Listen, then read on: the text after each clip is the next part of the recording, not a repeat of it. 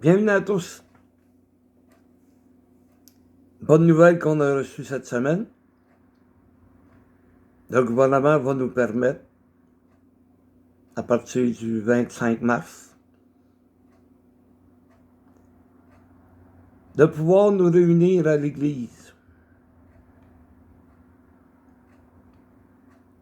Donc, le 28 mars, pour 10h30, je vous invite à l'église de Béthanie, missionnaire Baptiste Landmark, située à Saint-Roch-de-la-Fuyenne. Ça me fait plaisir. Nous allons pouvoir ensemble fraterniser, chanter les louanges de Dieu et prier ensemble. J'ai hâte. Mais en attendant, Dieu m'a mis à cœur de vous apporter un message. Le message sera pris dans le livre d'Ézéchiel, au chapitre 14, à partir du verset 13.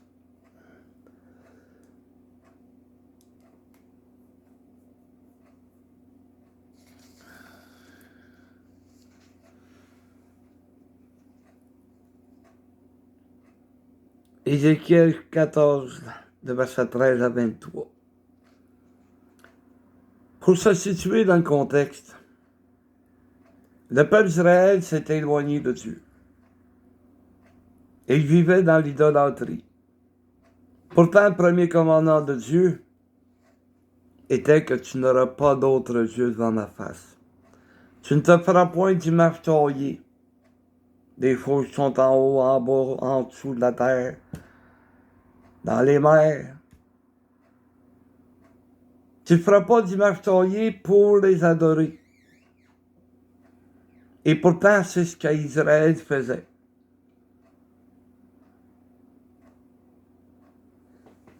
Ils adoraient les dieux des Philistins, c'est-à-dire les Baals, les Babyloniens, c'est-à-dire les Astartés. Israël se prosternait devant ces idoles qui étaient fabriquées. Donc Dieu, ça allait mal pour le peuple d'Israël. Et les anciens du peuple d'Israël vont aller vers le prophète Ézéchiel. Et Dieu va leur répondre à travers le prophète, en se servant de 3 hommes. Noé, qui, comme on le sait, Dieu était tellement dégoûté par l'humanité à cette époque, qu'il a détruit l'humanité par le déluge. Ensuite, Dieu va faire allusion à Job. Job avait tout perdu. Ses enfants, ses richesses. Et il est même tombé malade, couvert d'ulcères. Mais Job est resté fidèle à Dieu. Et Dieu va se servir de l'exemple de Daniel, un jeune prince d'Israël qui fut emmené à Babylone, où il est devenu l'esclave.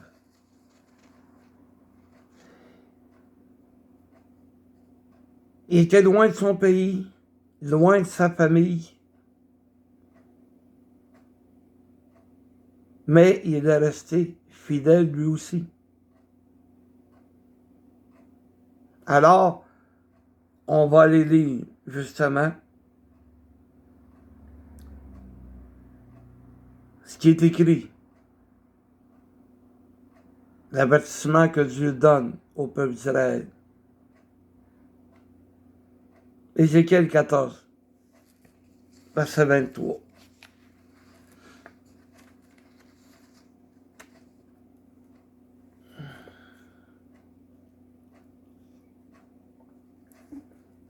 Fils de l'homme, lorsqu'un pays pécherait contre moi, en se livrant à l'infidélité, et que j'étendrais ma main sur lui, si je brisais pour lui le bâton du pain, si je lui envoyais la famine, si j'en exterminais les hommes et les bêtes, et qu'il y eut au milieu de lui ces trois hommes, Noé, Daniel et Job. Il sauverait leur âme par la justice du Seigneur l'Éternel.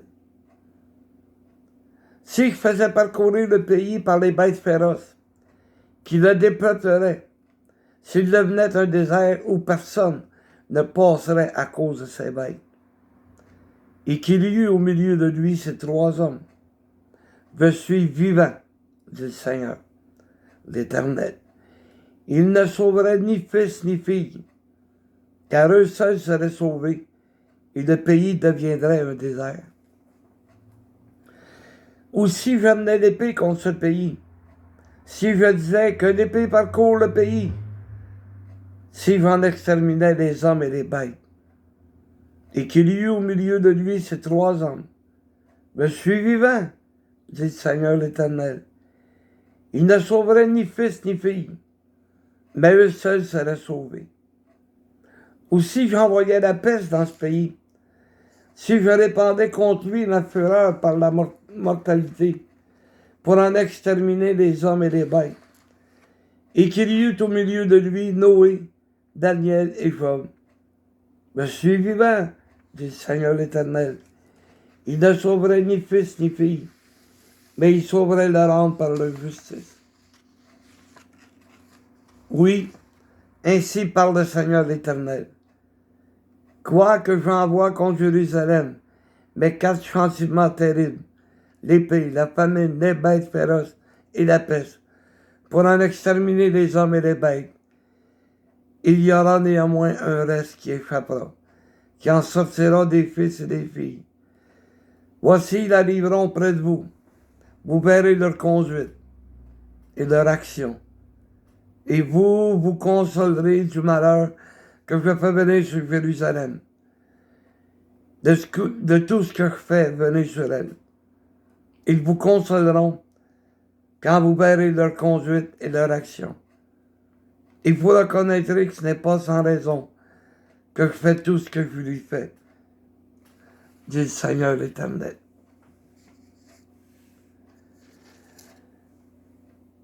Si ces hommes avaient vécu à la même période qu'Ézéchiel, il aurait sauvé leur âme par leur justice. À cause de leur foi et de leur fidélité. Mais, malheureusement, ils n'auraient pas pu sauver leurs fils et leurs filles.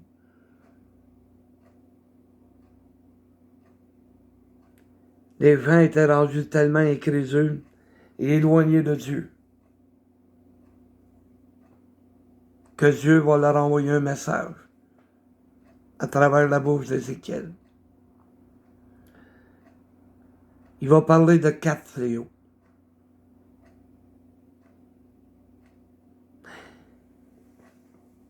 Mais si Dieu décidait aujourd'hui d'envoyer 4 fléaux, est-ce que l'Église resterait debout? Regardons ces 4 fléaux ensemble. Commençons par l'épée. Dans Éphésiens 6, le verset 17, on peut y lire que l'épée de l'Esprit, c'est la parole de Dieu. Dieu nous a donné des armes. L'apôtre Paul les a comparées à des armes d'un soldat.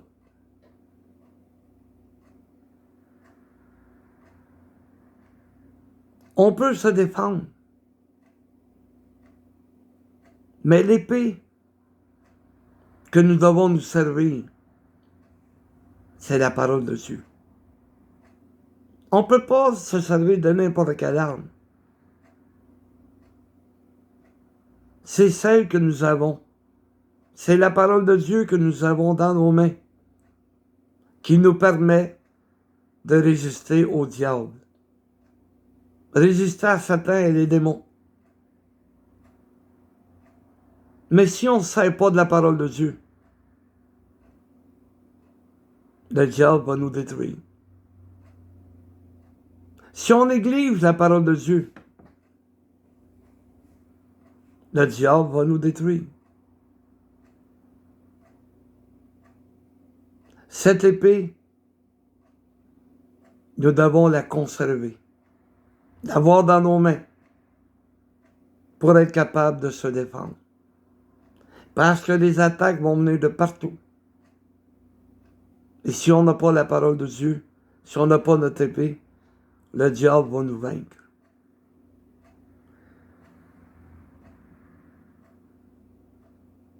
Si Dieu envoyait la famine,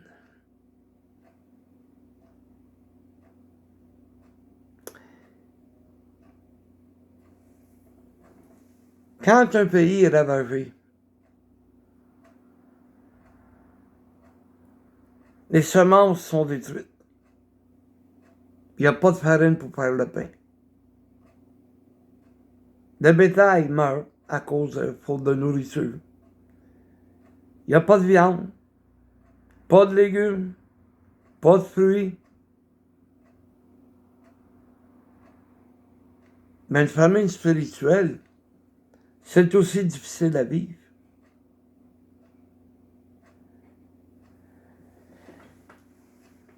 Les trois hommes dont il est fait mention, Noé, Job et Daniel, ont vécu dans une période où la parole de Dieu se faisait rare. Mais Noé, il n'y avait pas de pasteur.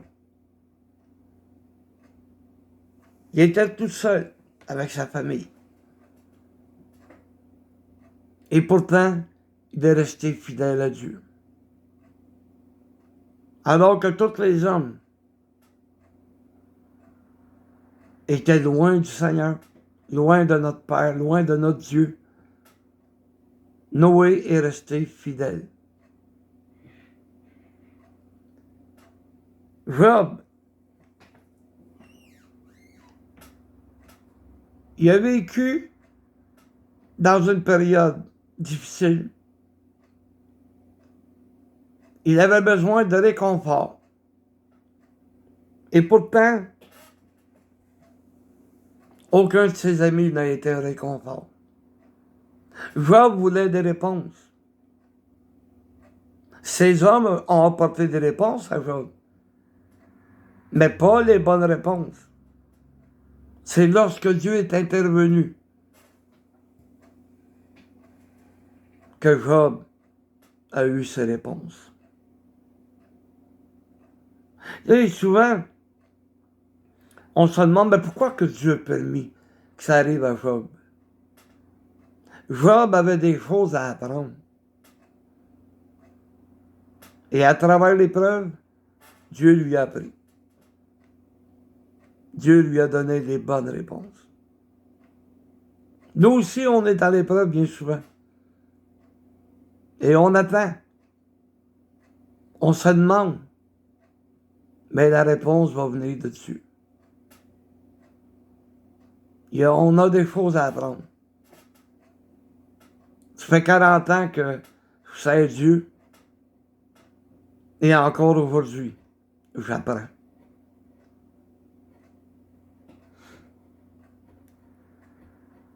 Et le pauvre Daniel, lui, n'avait que la prière. C'était la seule chose qu'il avait. 3 fois par jour, il ouvrait sa fenêtre et il priait en direction de Jérusalem. Ça lui a même causé des problèmes. Parce que ceux qui n'aimaient pas Daniel, parce qu'il était rendu trop près du roi, ont essayé de trouver une manière de faire tomber Daniel. Ils ont fait signer une loi par par le roi.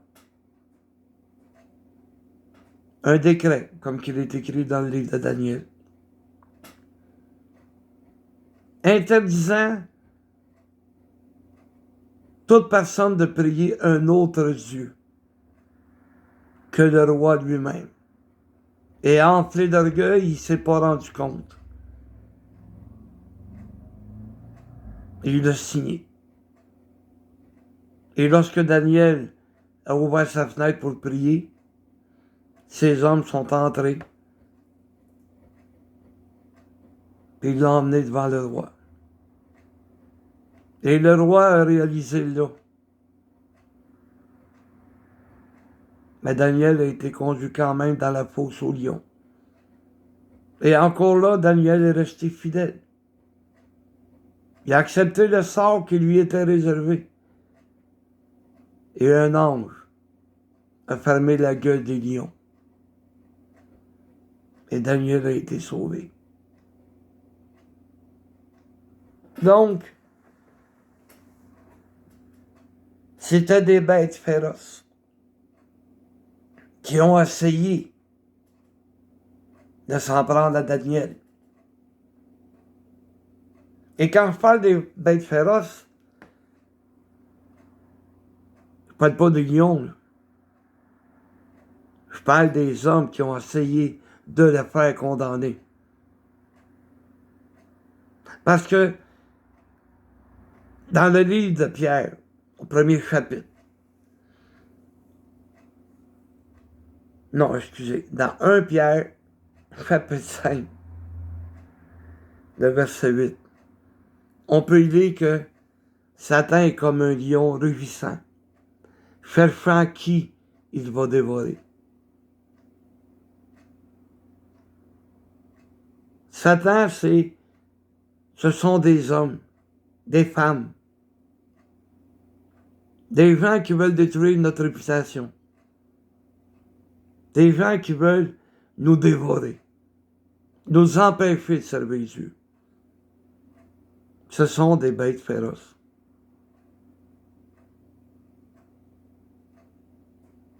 Le lion qui est rugissant.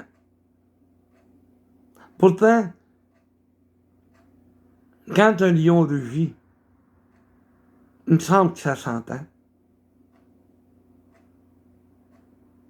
Il me semble qu'on est capable de percevoir. Et Satan est comme un lion rugissant. Il tourne alentour de nous pour nous détruire. Détruire notre vie spirituelle.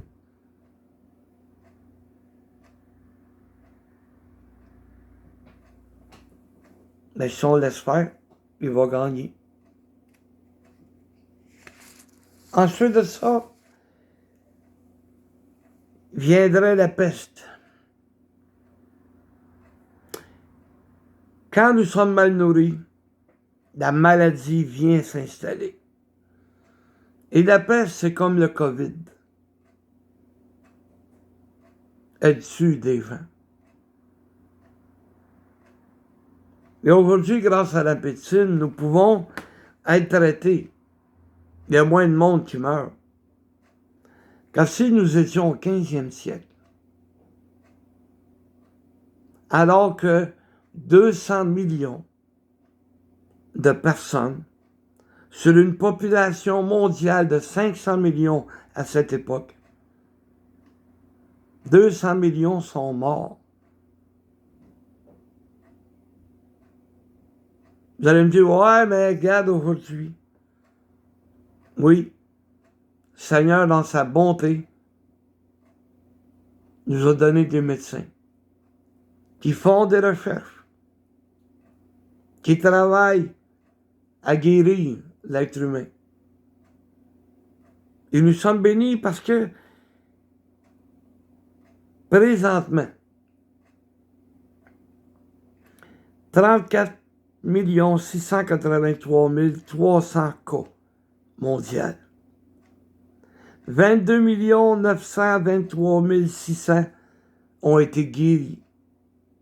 Mais 1 29 593 sont morts.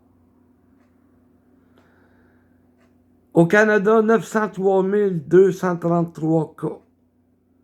850 048 ont été guéris. Mais 22 404 sont morts.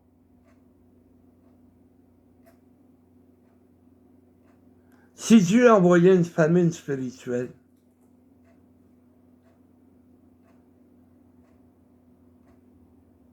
qu'il cessait de nous parler, qu'il cessait de s'adresser à travers des messages lorsque nous allons à l'église, est-ce que nous resterions debout? Comme Noé, comme Job ou Daniel?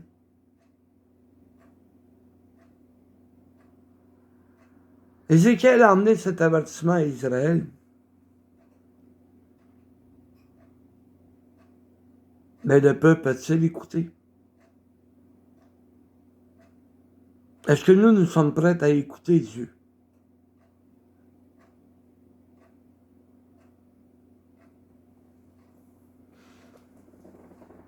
Nous pouvons être de la trempe de Noé. Oh, je le sais.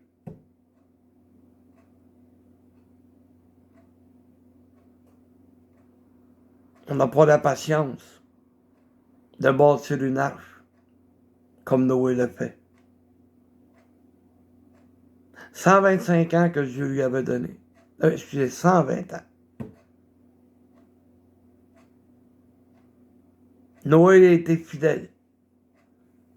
Il aurait pu se décourager et dire « Hey, c'est fini.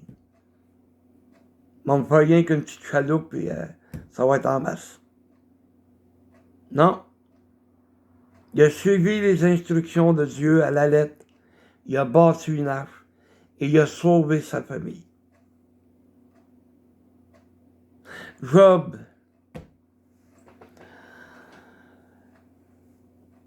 Est-ce qu'on peut devenir des Job? Tout perdre.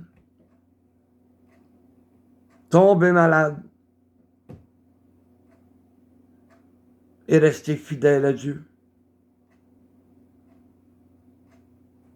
Je n'ai pas tout perdu. Mais il y a des choses que j'ai perdues. Des choses qui paraissaient peut-être banales pour certains, mais qui m'étaient chères.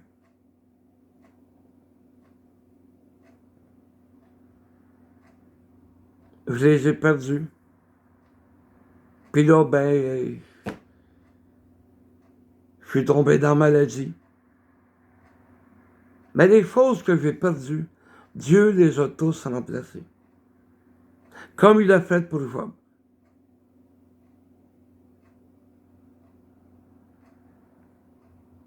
Je ne suis pas l'homme le plus fidèle envers Dieu. Mais je fais tous mes efforts pour être fidèle. J'ai des faiblesses comme tout homme, toute femme peut avoir. Je dois me battre contre ces faiblesses. Parce que mon but est de plaire à Dieu. Point à la ligne. Je veux entendre une seule phrase. Entre dans la voie de ton maître, bon et fidèle serviteur.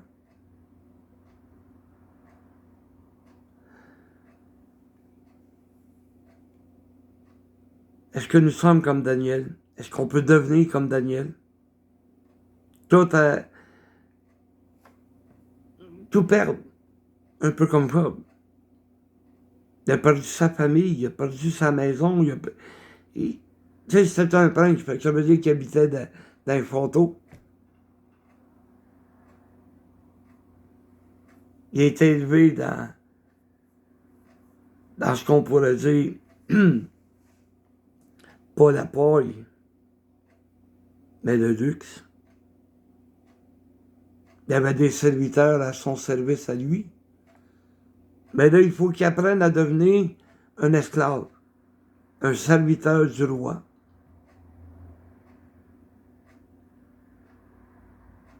Mais c'est ce que nous sommes devenus.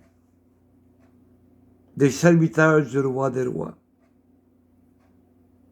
Pas esclave, mais un serviteur, quelqu'un qui est prêt volontairement à rendre service, à être au service. C'est ce que nous sommes devenus. C'est ce que nous sommes aujourd'hui, des serviteurs de Dieu. Le premier pas pour devenir serviteur de Dieu, on peut l'aller dans le livre de Romains, que l'apôtre Paul avait écrit, au chapitre 10, à partir du verset 8. Que dit-elle donc? La parole est près de toi, dans ta bouche et dans ton cœur.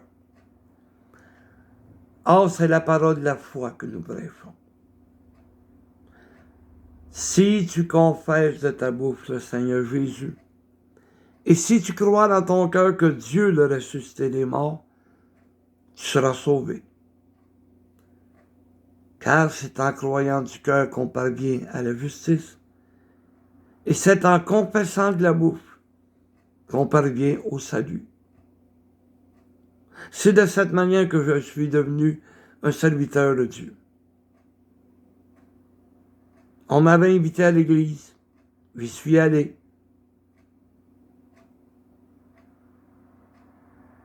J'y suis allé par curiosité. Parce que je voulais voir ce qu'il y avait dans cette église-là. Je me suis assis, j'ai écouté les chants, ensuite j'ai écouté le message. Et Dieu a touché mon cœur.